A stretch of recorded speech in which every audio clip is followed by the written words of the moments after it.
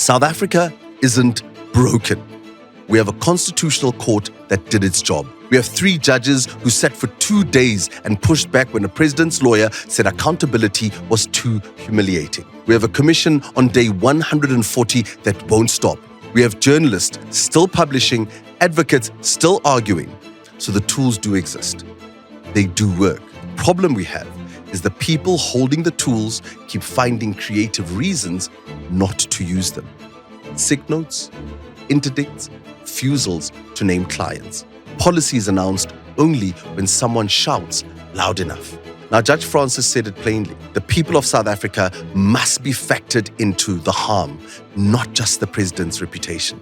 The people waiting 4 years to know what happened at Palapala, the people watching commissioned witnesses disappear into sudden illness, the people whose borders stayed open while officials sold the keys, their unanswered questions are the harm. That is the harm that is happening to us as ordinary South Africans. So the question I'm leaving you with today is very simple. South Africa does have the tools. The real question is whether the people holding them are willing to use them, whether they'll keep finding ways to point them somewhere else. And for me, that answer tells you everything about what kind of country we actually live in.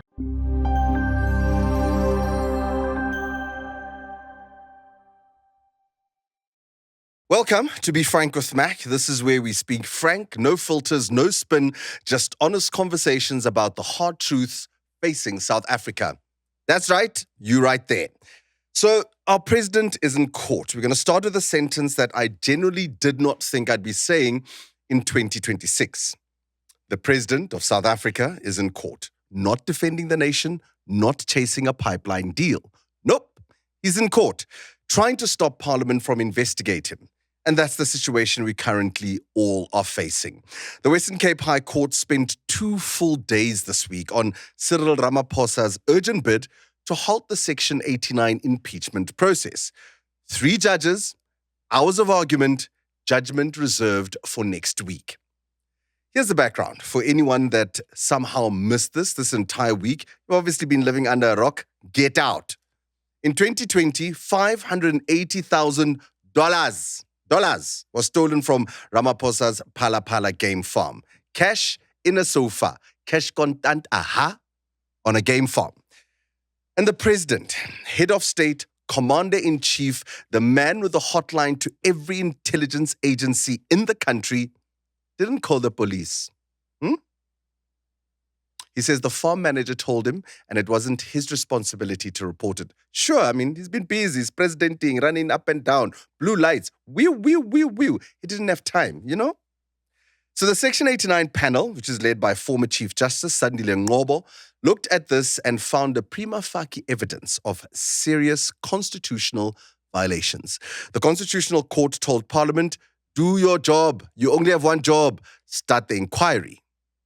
Parliament then started, and then Ramaphosa went to a different court to stop what had already started. Oh, Nandate, the horse has bolted. So Advocate Anton Katz, senior counsel, said it best. He cannot get the relief to stop something that has already happened. Yeah, you're not a magician. You know, you can't reverse. You want to come in reverse here? No, Ramaphosa, stop it. Another advocate put it in a more simple way. He says, once the horse has left the stable, you cannot stop the horse from leaving the stable. Thanks. Ramaphosa's senior counsel, Wim Trengove, senior counsel as well, made about 2 arguments. First, that the panel used the wrong legal test. The president isn't claiming innocence. He's arguing procedure. But listen to this carefully, right? Listen carefully. This is a very lawyerly way of saying, not that it did not happen. It's not that the money was there and I didn't say anything. It's just that you measured it wrong. You didn't look nice, you know? It's just that, you know, you stop it. Second, Trengove also told the court that continuing the impeachment process would cause the president irreparable public humiliation. It's going to embarrass him. It's not nice. Doesn't want to be embarrassed. Okay, don't embarrass the president. Seeks to interdict the public inquiry, in other words, the hearing of oral evidence, because the fact of a public inquiry is already humiliating to the president, and a humiliation against which the Act protects him. I will get to the protection afforded to him against that humiliation. So Judge Matthew Francis heard and responded from the bench. He says, Section 89 is really for the people of South Africa. The general populace must also be factored into the issue of harm. If there is going to be humiliation, that is just part of the job. Oh, Judge Matthew Francis, it's part of the job, being embarrassed. A sitting judge told the president's senior counsel out loud in open court, accountability is in the job description. You signed up for this. I get it was nice. Putting there on your CV, me, I'm presidential. Yeah, I'm lawful. I'm upstanding member of society. But I know, you're so far. Guys. Anyway, Advocate Dalimpofu also then went on further. He said the humiliation argument is speculative. Ramaphosa's papers don't name a single person who's going to defame him. And then Dalimpofu further delivered the line, which is the line of the week. So has Arthur Fraser. So have all the people who are supposed to defame him. The damage is already done. What is it that you must interdict? What is it? King, we interdict now. You're already embarrassed. In fact, you are embarrassed. Stop it. In any way, Arthur Fraser also already blew the whistle. We know. Rubonetse, Papa. Eh? The panel report is public. The Constitutional Court judgment is public. We know. The only thing an interdict actually protects at this point is the president's ability to avoid sitting before a committee and answering questions under oath. We get the judgment next week, but whatever it says, a judge already told this country something worth holding on to. The people's right to answers is also a form of harm that is worth protecting. Sharp. Let's wait until next week. Let's file that away. Now, while the president is fighting to stay out of one inquiry, there's a second inquiry running simultaneously, side by side, together. And the story coming out of it reads like a Netflix series that nobody commissioned because it's too on the nose. I know it, Tadai. The Madlanga Commission, day 140, still going strong. Now, if you all remember, this was set up after KZN police boss Ntantlam Konazi claimed a drug cartel had infiltrated the criminal justice system. The police, the courts, the prosecuting authority, politics, all of dirty scoundrels. And when the commission calls witnesses to answer that allegation, a remarkable thing keeps happening. They get sick. Doctors have made a very amazing medical discovery. And they called this Madlanga facias baleka. That's the medical term, derived from Latin, which simply means running away like a duas so you can't face your shit. Northwest businessman Brown Mokhotsi submitted a medical certificate that said, in its entirety, medical condition. Justice Madlanga called it useless. Mokhotsi apologized. Madlanga facias baleka. We are not going to sit here and continue receiving useless medical certificates like the last one was and like yours appears to be. Having said that, let me hear you, Mr. Mokhotsi. And unfortunately, anyway, whatever we make of this medical certificate, we cannot hear your testimony today. And that is because we have another witness scheduled for today. Do you want to say anything? Do you want to comment on your own medical certificate, which I say is useless because all it says is medical condition? What on earth is that? Businessman Salim Karim missed multiple appearances citing hospitalization. Madlanga facias baleka.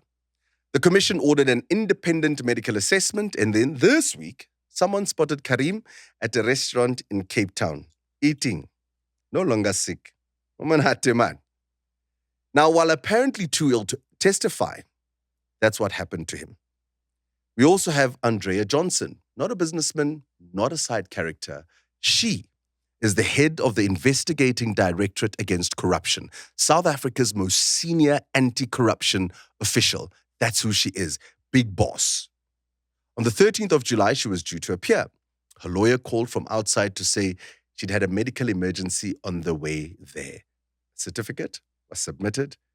Justice Madlanga said, I notice that this is one of those medical certificates useless in the sense that they give no information whatsoever. Say it with me. Tlanga faces, baleka. One of those useless so-called medical certificates. The head of anti-corruption gave the Anti-Corruption Commission a useless sick note. Umnati South Africa, eh? Ha! I promise you, you cannot make this shit up. But the question that I think all of us have to ask is, why does this all matter? Because witnesses have accused Johnson of having an improper relationship with Crime Intelligence's Major General Feroz Khan. She allegedly interfered in an assault case against him in 2018. A whistleblower testified she secretly sent evidence of a complaint against him directly to Khan, the man her own directorate was supposed to be investigating. The president's office said Ramaphosa was looking forward to her testimony. She didn't come. You know why? Tlanga faces, baleka.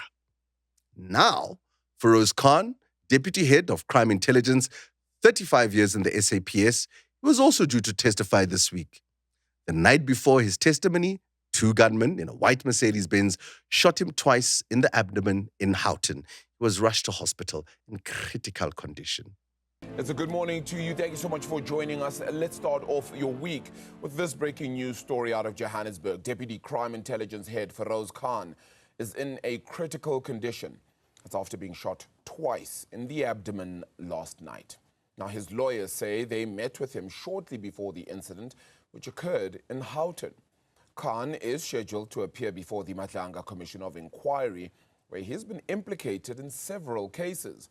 Now, the allegations include links to organized crime figures, the illicit tobacco trade, as well as interference in crime investigations. Let me tell you what happened the night before. The commission's investigator had already filed an affidavit alleging that Khan took kickbacks from a 280 million rand National Treasury IT tender, with WhatsApp receipts involving a tobacco executive and a senior SAPS general. Court papers also allege Khan was a political fixer with ties to, Juju baby, Luan. So Juju is like featuring quite a lot of times here. Yeah, Julius. I smell a Tlanga faces coming very soon, as well as Brown Mokhozi. Now, the same Mokhozi who submitted the useless sick note. We then go on to commission witness Marius van der Merwe, who testified as witness D, and he was murdered in Brakpan in December. The person of interest in his murder took his own life earlier this year. 1 witness dead, 1 person of interest dead, the key witness shot the night before the testimony, the anti-corruption head with a useless sick note. This isn't government dysfunction.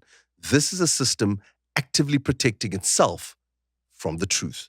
And it's happening in public, in daylight, and on the record. Now for the part that's going to make certain people very uncomfortable, because it's about the party that built its entire brand on being the clean alternative. You guessed it right. The Democratic Alliance. 30 years of asking why ANC politicians use connections to help their friends, why contracts go to the right people, why there's no transparency. All of these are valid. All of them are important. So we ask, what do you then call it when a former DA leader uses his political connections to arrange meetings between sitting DA ministers and corporate clients who want something from government? They call it lobbying. White privilege. It's lobbying. When the white people do it, it's lobbying. It's okay. It's not the same, because when it's blacks, it's corruption. You know what I mean? Because that's Tony Leon's current situation. Leon built the modern DA. Former leader, former ambassador, he now runs Resolve Communications. And at least 6 current and former DA figures have publicly accused Resolve of selling political access to private clients. 6 people from inside the party. Now, for me, that's not a leak. That is a chorus of canaries singing beautifully. Because the headline story says Elon Musk's Starlink can't get an operating license in South Africa because the law requires 30% HDI ownership. Starlink refuses. Normal regulatory channels closed. But now, according to former DA leader John Steenhuisen, Starlink got a meeting with Communications Minister Solly Malatsi, and this was arranged by Resolve. The front door says no. The founder of your party holds the side door open. Former Cape Town Mako member Brett Heron also confirmed Leon arranged an Uber meeting when Uber wanted operating licenses. He says he wasn't asked to do anything wrong. He just felt significant pressure to find a fast solution. Leon's response is confident. He says, state capture was criminal subversion in secret and in defiance of the law. Helping a lawful business make its case to government in the open is its precise opposite. Leon, Tony Leon. Lobbying isn't state capture. No charges, no findings. Technically, he's correct. But here's the thing. When Starlink pays Tony Leon, they're not paying for his views on satellite technology. They're paying because he can pick up a phone and the minister answers. Oh, whoa, wait a bit. That seems something like what was happening in a place there where was it again? Oh, the Gupta mansion. The president would call someone and then people would be summoned to the house. And then when they get to the... Oh, it does a Shabin. Eric Najal. There, the Shabin. Tony Leon is doing exactly the same thing. But because the DA and he's white, it's lobbying. That access isn't available to a small South African company that can't afford a politically connected lobbyist. When you're sitting there as a businessman and you hear this, surely your blood must boil. Because that's the problem, not the crime, it's just the unfairness of it all. And when journalists asked Leon to name his clients and explain what Resolve actually does for them, he declined. Transparency apparently has limits. That's the DA's version of cadre deployment. Different logo, same principle. The party's new leadership defended it by pointing out that Ramaphosa also met Musk. Yeah, but Ramaphosa also went to go meet Musk. So fucking what? It's still wrong. This is the party that brands itself of accountability. And their best argument is, but they do it too. We deserve better, guys. And we deserve better from everybody, whether it's the DA, the EFF, the ANC, Almal, Zonke. We actually deserve better as a country because this is now bullshit. Here's another issue that we've all been speaking about for quite a while, and it's definitely not going to go away, and that's the issue of immigration. Now, when it comes to immigration, everyone has an opinion, right? Almost nobody has been honest about what's actually going on. On the 7th of June, President Ramaphosa announced a comprehensive approach for migration management. 5 pillars, dedicated courts, 10,000 new labor inspectors. Serious. Here's what triggered it. A pressure group gave the government a June 30th deadline. Leave the country or we shut shit down. And the sovereign government of the Republic of South Africa responded by announcing a policy, not a cabinet initiative, a reaction to an ultimatum from a pressure group. But the numbers are real.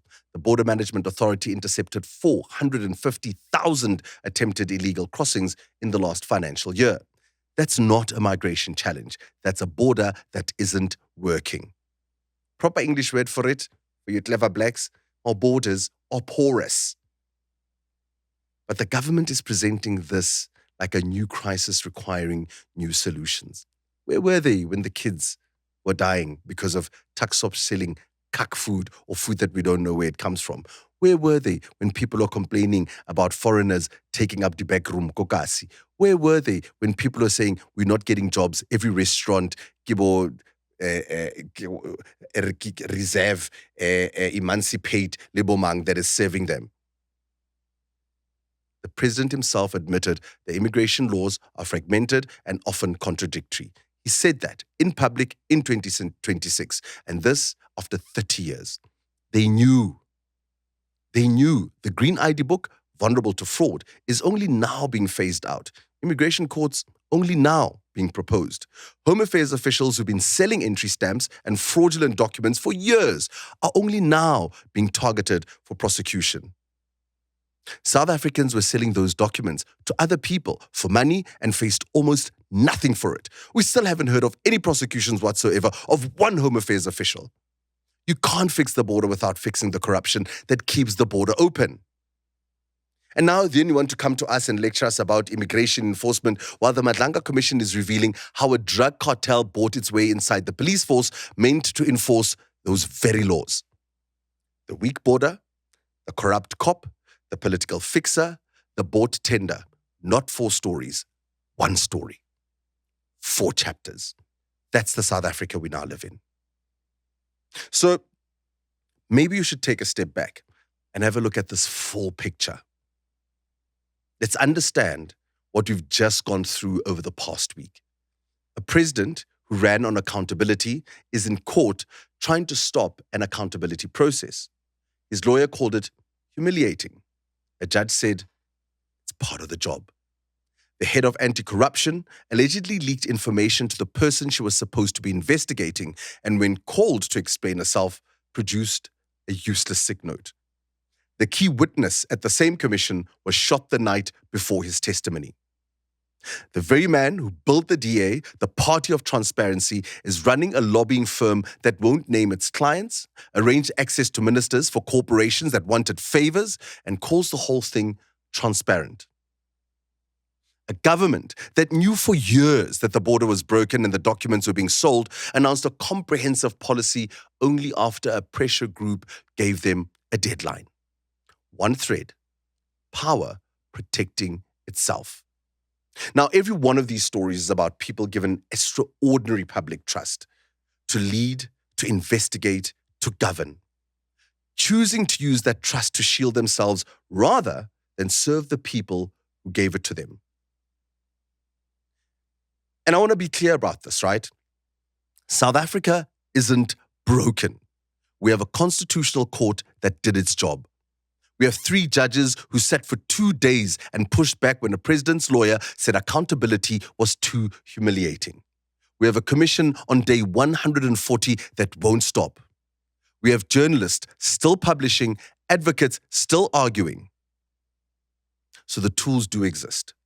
They do work. The problem we have is the people holding the tools keep finding creative reasons not to use them. Sick notes, interdicts, refusals to name clients. Policies announced only when someone shouts loud enough.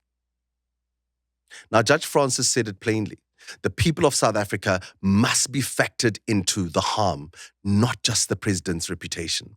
The people waiting 4 years to know what happened at Palapala. The people watching commission witnesses disappear into sudden illness. The people whose borders stayed open while officials sold the keys. Their unanswered questions are the harm. That is the harm that is happening to us as ordinary South Africans. So the question I'm leaving you with today is very simple. South Africa does have the tools. The real question is whether the people holding them are willing to use them, whether they'll keep finding ways to point them somewhere else. And for me, that answer tells you everything about what kind of country we actually live in. Thanks.